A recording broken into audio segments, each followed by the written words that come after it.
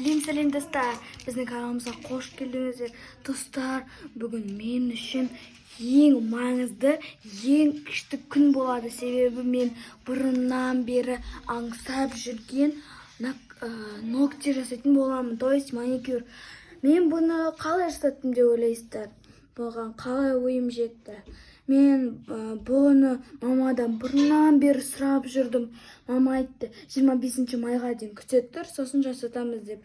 Бірақ сабақ уже біткенсін, мен 25 майға дейін күтпей, сразу 22 май жасататын болдым.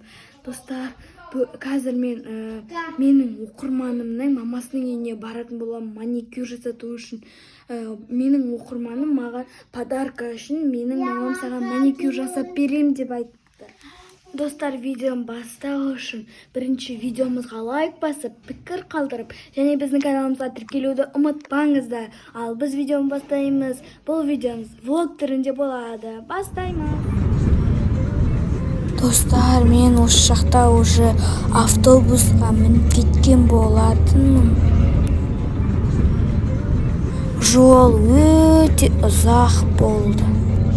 Бірақ поездка того стоила. Мына жақта мен уже оқырманның просторный үйіне келдім. Бұл жақ өте әдемі болатын.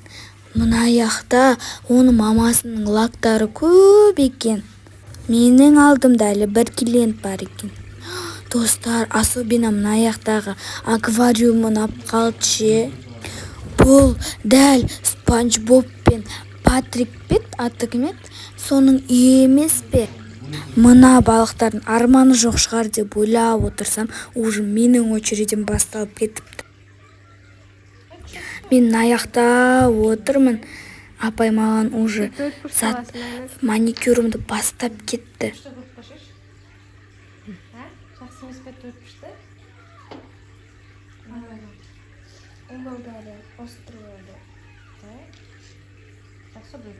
Мына аяқта біз на разные темы сөйлесіп жатырық.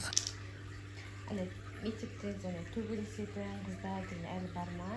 Жоқ па? Қыздар болады еді. Достар, сіздердің де мектептеріңізде төбелесетін қыздар бар ма? Как раз сол туралы тема кетіп баратыр екен. Мына аяқта достар, мен мастердің қалай осылай профессионально жасап отқанына таң қалып отырмын ғой.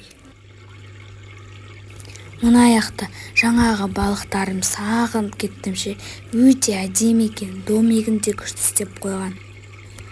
Достар, қазіргі 21 ғасырда адамдардікі ғана емес, балықтардың да комфорты бар екен ғой. Осы жақта именно осындай розовый балық ұнап қалды маған. Потому что маған роза цветін ұнайды. Сіздерге қандай цвет ұнайды? Комментарийға жазып кетіңіздер. Мына аяқта әлі формаға келтірді, бірақ до конца выравнивать еткен жоқ. Мына аяқта уже выравнивать етіп бастады. Осы кезде қолым жаман ауырды. Именно осы қолым сынып қалған қол еді. Бірақ Шанель ханым айтқандай, красота требует жертв. Сенікін что-то біздегі не тоқып қалдық.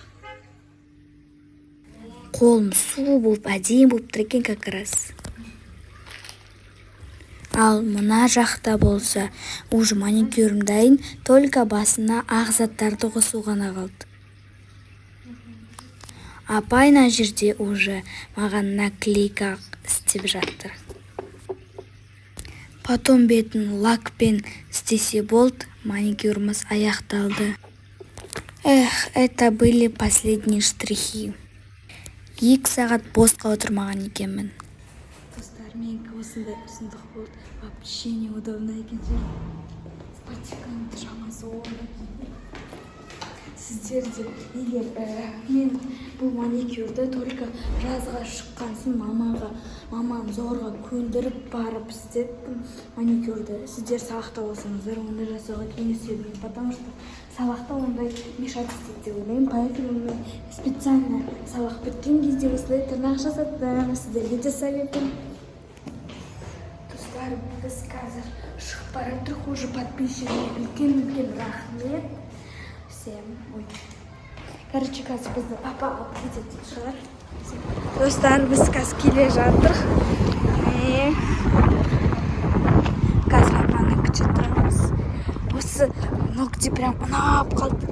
Осы вид ногти білесіздер ма? Френч деген ногти, французский.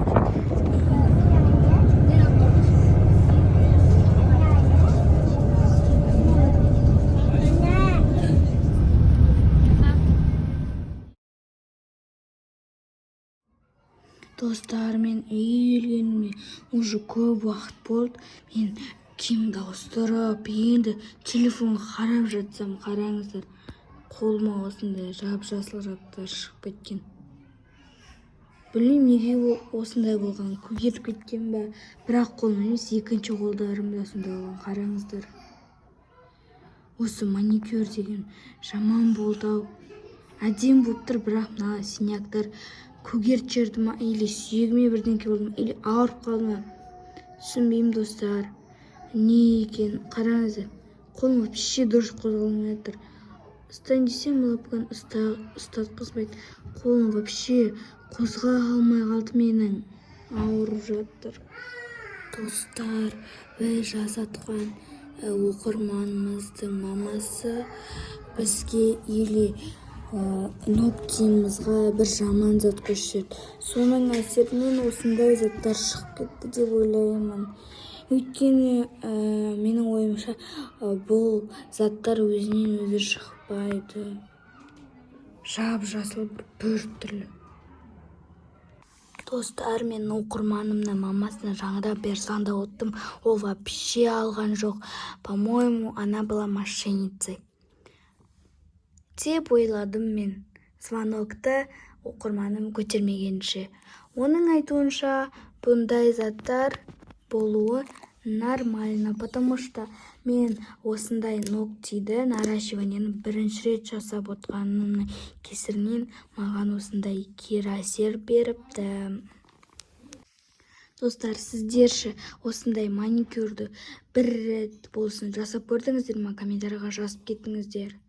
Ал енді осындай тырнақпен выживание деген видеоны скоро шығаратын боламыз. Келесі видеода кездескенше сау болыңыздар.